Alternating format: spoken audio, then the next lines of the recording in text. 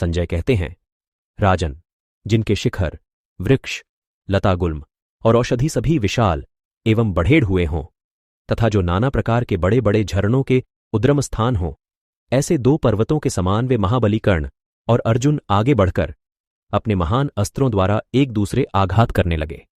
उन दोनों का वह संग्राम वैसा ही महान था जैसा कि पूर्वकाल में इंद्र और बलि का युद्ध हुआ था। बाणों के आघात से उन दोनों के शरीर, सारथी और घोड़े क्षत विक्षत हो गए थे और वहां कटु रक्त रूपी जल का प्रवाह बह रहा था। वह युद्ध दूसरों के लिए अत्यंत दुस्सह था। जैसे प्रचुर पद्य, उत्पल, मत्स्य और कच्छपों से युक्त तथा पक्षी समूहों से आवृत दो अत्यंत निकटवर्ती विशाल सरोवर वायु से संचालित हो परस्पर मिल जाए, उसी प्रकार ध्वजों से सुशोभित उनके वे दोनों रथ एक दूसरे से भिड़ गए थे। वे दोनों वीर इंद्र के समान पराक्रमी और उन्हीं के सदृश महारथी थे। इंद्र के वज्रतुल्य बाणों से इंद्र और वृत्रासुर के समान वे एक दूसरे को चोट पहुंचाने लगे।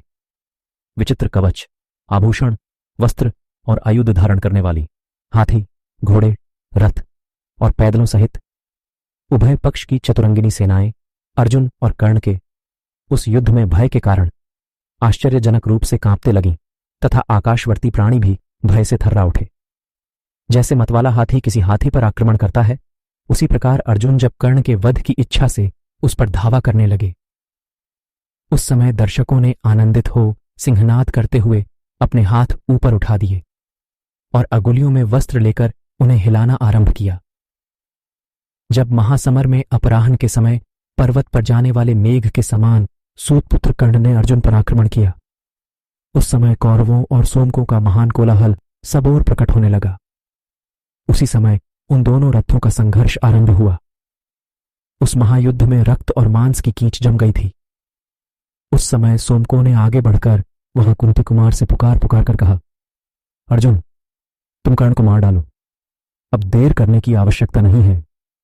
कर्ण के मस्तक और दुर्योधन की राज्य प्राप्ति की आशा दोनों को एक साथ ही काट डालो। इसी प्रकार हमारे पक्ष के बहुत से योद्धा कर्ण को प्रेरित करते हुए बोले, कर्ण, आगे बढ़ो, आगे बढ़ो, अपने पैने बाणों से अर्जुन को मार डालो, जिससे कुंती के सभी पुत्र पुनः दीर्घकाल के लिए वन में चले जाएं।